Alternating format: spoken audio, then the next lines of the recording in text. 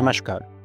आइए आज हम लोग जानें कि जो बहुत सारे मरीजों को जो कि टीबी के बीमारी हैं, जिनको छाती का टीबी है, उन्हें बार-बार खाँसी में खून आता है।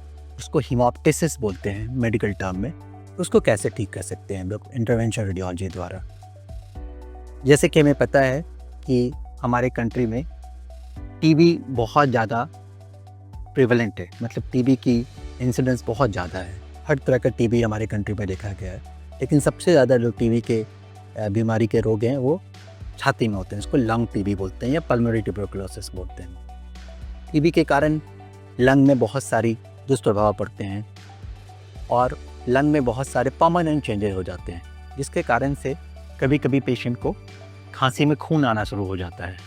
ये खांसी में खून आना कोई ज़रूरी नहीं है कि जिस समय आपको टीबी हो सिर्फ उसी समय हो, ये सालों साल बाद भी हो सकती है। बहुत सारे पेशेंट को 10 साल 15 साल जिनको पहले टीबी हुआ था, उनको अभी खांसी में खून आना शुरू होता है। वो क्यों होता है ये खांसी में खून आना टीबी के मरीजों को?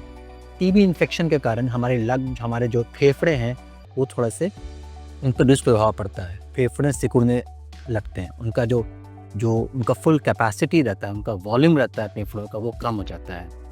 और इसके कारण से क्या होता है कि अगर टीबी आपने ठीक से ट्रीट नहीं किया हो या टीबी का दुष्प्रभाव लंग में पड़ा रह गया है, तो जो खून की नलियां हैं जो आपके फेफड़ों को सप्लाई कर रही हैं, उस खून के नलियों को ब्रोंकियल आर्टरी बोलते हैं। वो खून की नलियां सूज जाती हैं।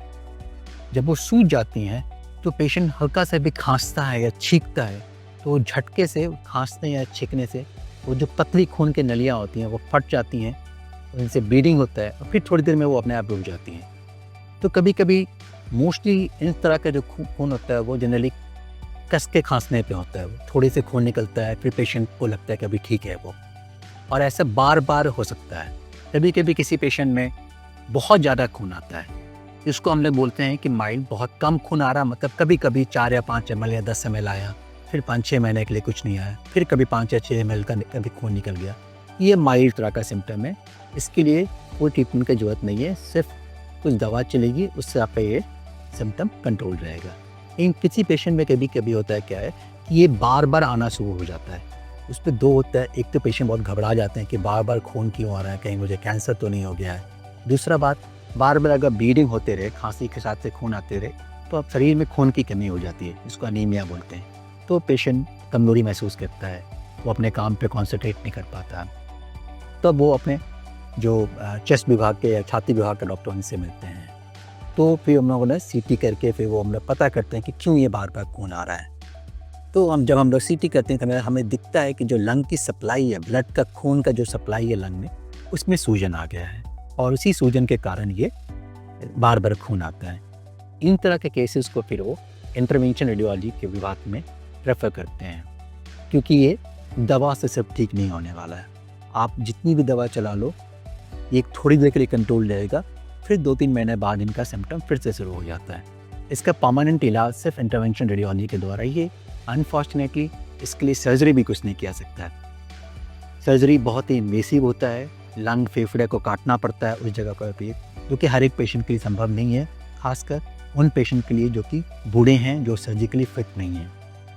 इंटरवेंशन रेडियोलॉजी के लिए ऐसा कोई ज़रूरी नहीं है, ये यंग पेशेंट पे भी किया जा सकता है। ये हमारे जो ओल्ड पेशेंट्स हैं, जो बूढ़े हैं, जो कि सर्जिकली फिट नहीं हैं, उनमें भी किया जा सकता है।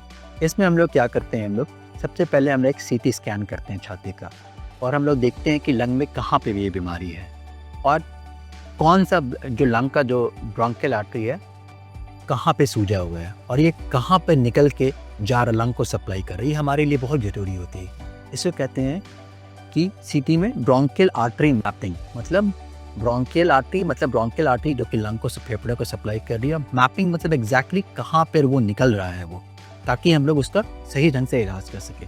एक बार जब ये सीटी में हमें पता लग जाता है कि ये कहाँ से निकल रहा है और दाएं या बाएं लंग को सप्लाई कर रहा है ये एब्नॉर्मल वेसल, तो हम इसी तरह एक छोटे से चीरा मार करके आपके ग्रॉइन एरिया में एक छोटे से ट्यूब में उस खून के नली में घुसते हैं। वहाँ पर दवा देके देखते हैं कि एग्जैक्टली कहाँ पर ये जो खून की नली है वो एबनॉर्मल है, और फिर उसको दवा देके उसको ब्लॉक कर देते हैं। बहुत सारे मरीज मुझसे पूछते हैं कि अगर आप ब्रोंकियल आर्टरी को ब्लॉक कर दीजिएगा तो मेरी लंग का ब्लड सप्लाई का क्या होगा? क्या लंग का ब्लड सप्लाई कम्प्लीटली बंद हो जाएगा? नहीं।